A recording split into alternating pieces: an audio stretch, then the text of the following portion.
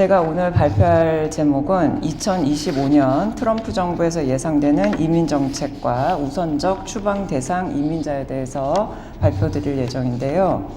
2025년 1월 20일 트럼프 2기가 출범하는 즉시 다수의 행정명령에 서명을 한 거 잘 알고 계실 겁니다. 이 중에서 이민에 관련된 행정명령만 일단 14건이 서명이 됐고, 앞으로도 많은 규정과 정책 변화가 있을 수 있고 더 많은 행정명령이 서명되겠지만, 지금 가장 관심이 집중되는 부분은 서류 미비자분들의 추방 위험성이기 때문에 오늘은 이 부분을 중점적으로 다루도록 하겠습니다. 이번 행정명령에서 강조된 내용은 취업 즉시 서명한 행정명령에서 볼 수 있듯이 대부분이 서든 보더의 국경 안보에 대한 내용이어서 지금 현재까지 서명된 행정명령상으로는 한인분들에게 직접적으로 영향이 가는 것은 많아 보이지는 않지만, 지금 오늘 두 가지 집중해서 볼 행정명령 두 가지는 바이든 행정부에서 서명한 78건의 행정명령을 폐지하면서 발생하는 추방 우선순위자에 대한 내용과, 그 다음에 저희 법조계에 있는 분들은 실현 가능하지 않다고 생각하는 법이지만 미국에서 태어나는 서류 미비자분들의 자녀분들의 시민권 부여의 부분에서 많은 분들이 궁금해하셔서 그 부분 함께 다루도록 하겠습니다. 첫 번째로 바이든 행정부에서 발동했던 행정명령을 취소함으로써 지금 영향을 받을 수 있는 부분 중에서 저희가 집중해야 되는 부분은 바이든 행정부에서 내린 행정명령이 트럼프 1기에서 행해졌던 행정명령을 폐지한 부분이 있었거든요. 그 행정명령을 폐지한 거를 다시 트럼프 2기에서 폐지했기 때문에 이 해석을 저희가 트럼프 1기에서 서명했던 행정명령이 다시 부활했다라고 보는 것이 현재로서는 안전하다는 해석이고, 그 중에서 저희가 집중해서 봐야 되는 부분이 추방명령자 우선순위입니다. 그래서 지금 저희가 이제 추방명령을 우선한다는 뜻은 뭐냐면, 이민자를 체포하고 구금하고 추방재판에 기소할 수 있는 기준을 적어놓은 가이드라인인데요.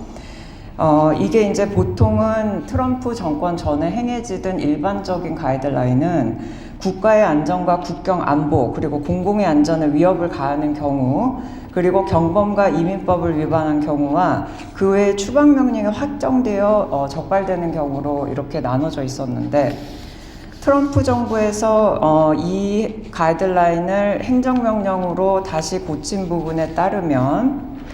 범죄의 경중에 상관없이 어떤 범죄든 유죄 판결을 받는 경우와 유죄 확정과는 무관하게 범죄에 기소된 경우, 기소가 가능할 수 있는 범죄에 가능한 경우, 그러니까 기소가 되지 않아도 가담했다고 여겨지는 경우, 정부를 상대로 사기 행위에 가담했거나 의도된 허위를 저지른 경우, 공공의 혜택을 남용하여 받은 수혜자인 경우, 추방 판결을 받았으나 아직 추방이 확정되지 않은 경우, 이민심사관의 판단에 따라 공공의 안전이나 국가의 안전에 위배된다고 판단되는 경우로 구분되어 있습니다. 그러니까 보통 범죄가 유죄 확정이 돼야지 범죄자로 구분이 돼야 되는 것에도 불구하고 단지 그랬을 가능성이 있다는 이유만으로도 이민자가 구금, 체포, 추방에 회부될 수 있다라고 명시하고 있었습니다. 바이든 행정부에서 이 가이드라인을 폐지하고 그때 세운 저희 추방 회부에 대한 가이드라인을 보면, 국가의 안보에 위협이 되는 경우, 즉 테러나 간첩행위, 공공의 안전에 위협이 되는 경우로 이런 경우에서 만약에 유죄 판결을 받은 범죄의 위중함과 형량의 무게를 판단했고, 범죄를 저지르는데 무기 사용을 했는지의 유무도 따졌으며, 전과 유무, 그러니까 그 저지른 분의 전과가 있는 분이신지 등을 해서 추방에 회부돼야 되는지의 사유를 판단을 했었고요. 유죄 판결을 받은 이민자의 나이나 미국에 거주한 기간이 길다거나 정신 상태가 온전하지 않거나 인도적인 차원에서 보호가 필요한지 여부도 판단하고, 군대에 복무하고 있는 직계가족이 있는지, 범죄가 발생한 시기로부터 많은 기간이 지났는지, 갱생을 했는지 여부 등은 위협이 되지 않는다는 결정하는 부분에 긍정적으로 판단을 해서 신중한 판단을 했었거든요. 근데 요번에 지금 1월 20일에 서명한 트럼프 2기의 행정명령은 이 바이든 행정명령을 폐지했기 때문에 아까 말씀드린 1기에서 발동했던 추방에 해부하는 가이드라인이 더 명백한 가이드라인이 나오기 전까지는 적용이 된다고 보는 것이 안전하다는 판단입니다. 물론 이제 이런 부분에 대해서 더 명확한 부분이 제시가 되겠지만 그때까지는 트럼프 1기에서 내세웠던 가이드라인을 지키시는 게 좋겠다는 의견입니다.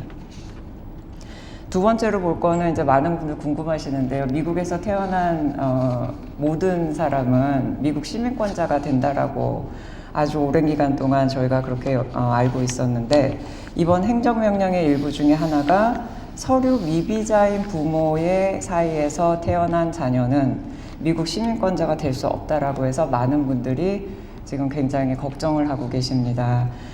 법조계의 의견은 이게 실현 가능성이 없다고 보지만 우려하시는 분들이 많아서 행정명령 내용 간단하게 짚어보겠습니다. 행정명령에 따르면 미국에서 출생한 자라도 시민권자가 될 수 없는 경우로는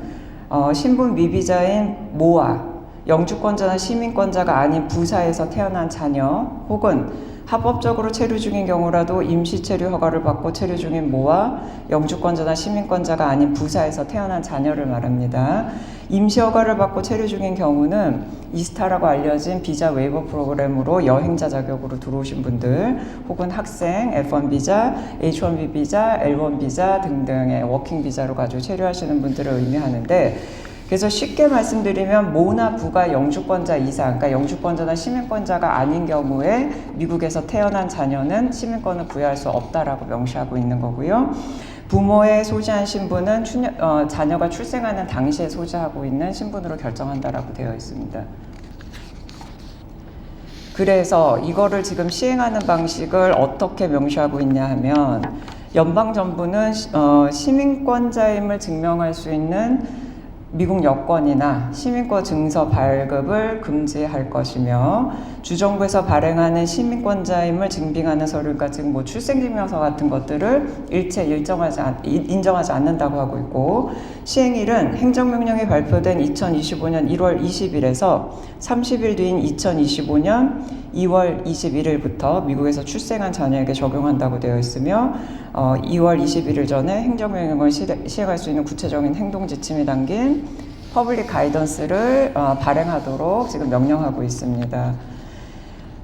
이 행정명령의 근거는 그러니까 저희가 지금 미국에서 태어난 모든 사람이 시민권을 부여받을 수 있다는 것은 수정헌법 14조의 근거에서인데 14조 내용을 보면 미국에서 태어난 모든 사람들 그 관할 구역에 있는 자들은 미국 시민권자라 칭한다라고 돼 있고 이거는 1857년에서 그때 이제 아프리칸 후손들이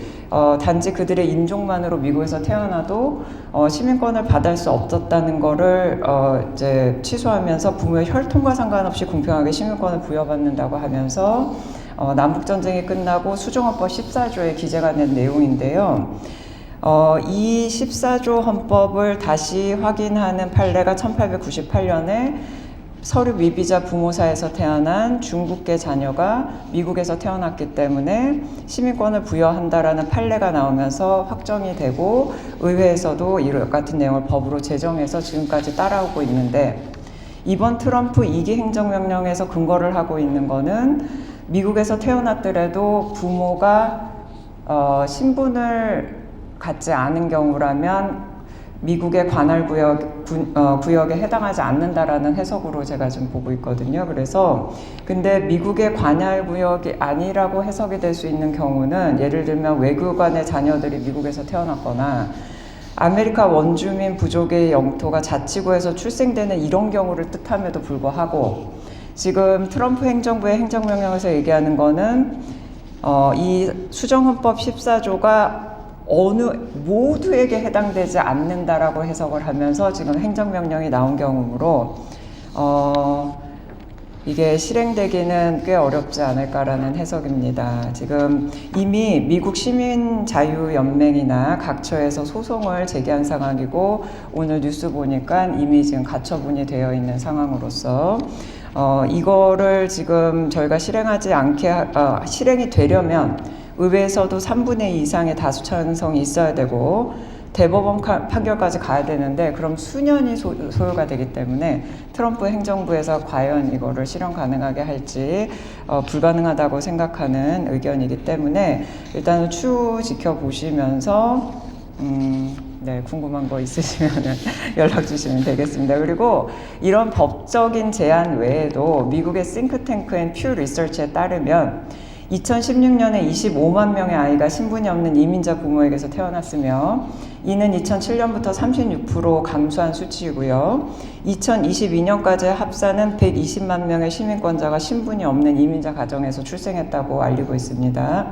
이렇게 태어난 자녀들이 또 자녀를 출생할 것이므로 2050년이 되면 이러한 자녀들의 수가 470만 명을 넘을 것으로 예상이 된다고 알리고 있고, 이런 상황이 지속되면 미국에서 출생했음에도 불구하고 시민권자가 될 수 없는 자녀들은 하위계층으로 여겨지며 불행과 사회 일원으로의 소속감 결여는 국가의 화합을 방해하는 중대한 요인으로 자리 잡을 위험성이 커서 이 행정명령이 수행되는 것을 사회적 반감을 크게 불러일으킬 것으로 예상되므로 그런 면에서도 절대 허용되지 않아야 될 행정명령이라고 보고 있습니다.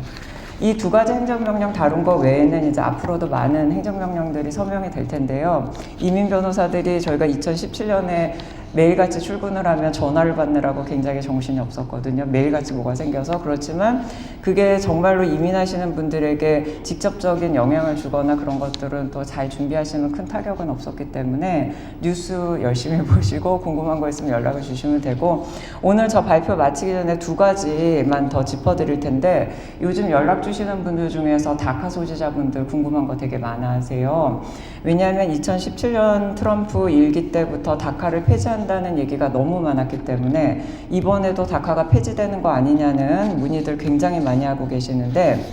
약간 일기와는 다르게 이번에 트럼프 행정부에서 비치는 거는 미국을 본국으로 알고 산 많은 젊은이들에게 어떤 이민 혜택을 좀 주겠다라는 의견을 비춰서 이제 추후 어떻게 될지 봐야 되겠지만, 지금 다카도 최근 연방 항소심에서 불법이라고는 판결이 다시 내려졌고요. 그러나 이제 기존 수혜자의 갱신 신청은 현행대로 계속 유지되고 있는데, 제가 한 가지 말씀드리고 싶은 거는 현재 지금 다카로 계신 한인들은 약 한 5,000명 정도 되시는 걸로 집계가 되거든요.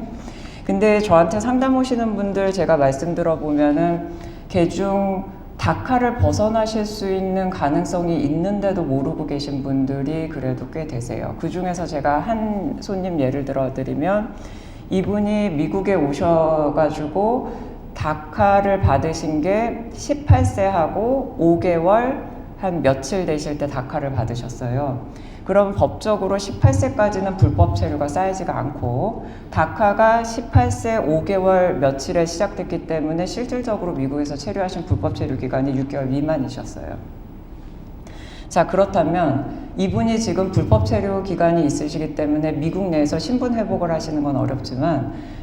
회사의 스폰서를 받아서 오비자 승인을 받으신 다음에 주한미국 대사관에 가셔서 불법 체류가 180일 미만이신 관계로 입국 금지가 걸리지 않고 다시 들어오시면서 신분을 회복해드리고 지금 취업요건을 진행해드리는 경우가 있습니다. 그리고 또한 또 젊은 분들이 지금 그냥 내가 어려서부터 불체로 신분 서류 미비자로 있었기 때문에 그냥 더 이상 회복이 안 된다라고 생각하는 경우가 있는데, 상담을 해보다 보면은 부모님들께서 이미 예전에 오셨기 때문에 2001년도 저희가 가장 마지막에 있었던 불법 체류자 사면안이 있던 이사와이라고 하는 2001년도 4월 달에 서류를 넣은 것을 찾는 적도 꽤 많이 발생하고요. 그 다음에 미립국을 하신 경우 그냥 단순히 미립국을 했으니 시민권자 배우자를 만나도 영주권을 못 받네 하고 계시는 분들도 어떤 특정 이유를 대서 여행허 같은 걸 갖고 나갔다가 들어오셔서